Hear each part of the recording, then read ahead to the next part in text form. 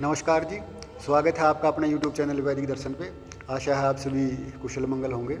तो आज अष्टांग योग के अगले क्रम में बात करते हैं समाधि के विषय में। तो हमने इससे पहले अष्टांग योग के 7 अंग यम, नियम, आसन, प्राणायाम, प्रत्याहार, धारणा, ध्यान के विषय में बात की थी और आज समाधि इसका आखिरी अंग है। तो आज समाधि के विषय में बात करेंगे। तो महर्षि पतंजलि जी ने समाधि के विषय में जो सूत्र दिया है तो वो देखते हैं। तदेवार्थ मात्र निर्वासम स्वरूप शून्यमिव समाधि, यानी कि तदेव ध्यान में, जब हम ध्यान में होते हैं तो उस समय हमें सिर्फ अर्थ मात्र निर्वासम, अर्थ मतलब यानी कि जिसका हम ध्यान कर रहे हैं, जो ध्येय है, सिर्फ ध्येय ही हमें, ध्येय का ही हमें निर्वास होता है। यानी कि इस चारों तरफ हमें ध्येय परमपिता परमेश्वर ही हमें दिखाई देते हैं। स्वरूप शून्य में, स्वयं के स्वरूप में भी शून्य मात्र हो जाते हैं हम, यानी कि स्वयं के स्वरूप को भी हम भूल जाते हैं। तो उस अवस्था को समाधि अवस्था कहते हैं।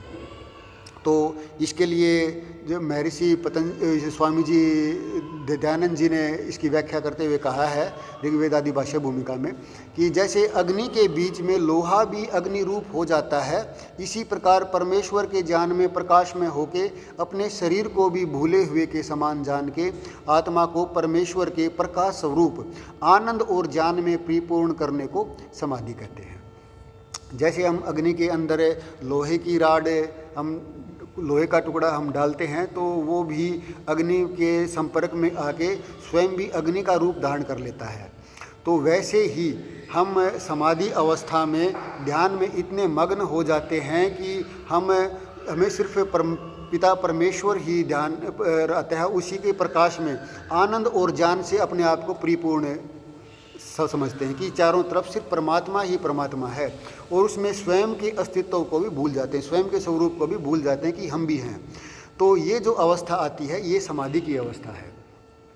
तो जो अष्टांग योग के जो पहले 7 अंग हैं उनका जो फल है वो समाधि है। इससे पहला अंग था ध्यान। ध्यान में और समाधि में सिर्फ इतना ही अंतर है कि ध्यान में तो जैसे कि ध्येय परमपिता, ध्येय मतलब यानी कि परमात्मा, और जिससे ध्यान किया जाता है चित्त और आत्मा, ये तीनों रहते हैं। लेकिन समाधि में इन तीनों, जो चित्त का और स्वयं का, इनका जो है वो ये शून्य मात्र हो जाते हैं और सिर्फ परमपिता परमेश्वर का ही ध्यान में रहता है। सिर्फ इस चारों तरफ हमें परमेश्वर ही दिखाई देते हैं। ये ध्यान में और समाधि में ये अंतर है। ध्यान में तीनों रहते हैं और समाधि में सिर्फ एक जो ध्येय है परमपिता परमेश्वर वही रहते हैं।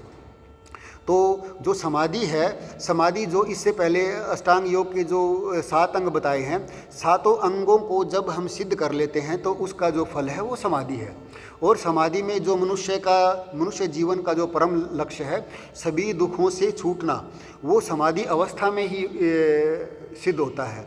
तो इसलिए ये है कि अब जो मनुष्य के जीवन का जो लक्ष्य है उसको प्राप्त करने के लिए, के लिए हम जो अष्टांग योग का पालन करते हैं, तो उसमें जो 7 अंग जो हैं वही समाधि अवस्था को ही प्राप्त कराने में हमारा सहयोग करते हैं। तो इसलिए हमें जो ये अष्टांग योग है, अष्टांग योग का जो पालन है हमें दृढ़ता से करना चाहिए। और दृढ़ता में जो यम है, यम का जो है उसकी ज़्यादा महत्ता है, क्योंकि यम जो है वो सामाजिक व्यवहार से संबंधित है।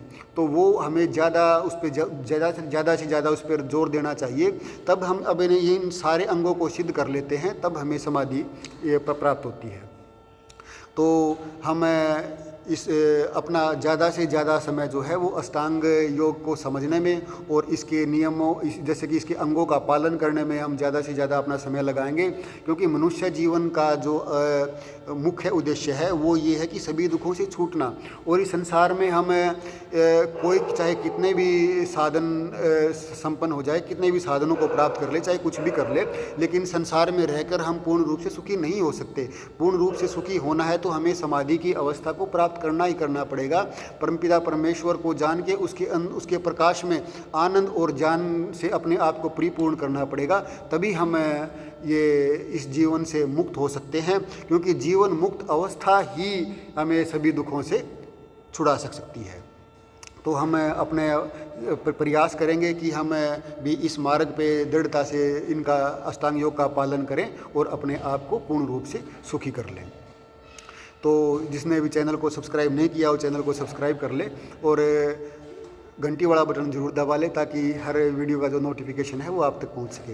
तो हमारा तो उद्देश्य यही है कि आपको आयुर्वेद के माध्यम से आप एक स्वस्थ शरीर के स्वामी हों और उसके बाद अपना जो मुख्य उद्देश्य है सभी दुखों से छूटना, तो उसको आप उस मार्ग पर आप अग्रसर रहें।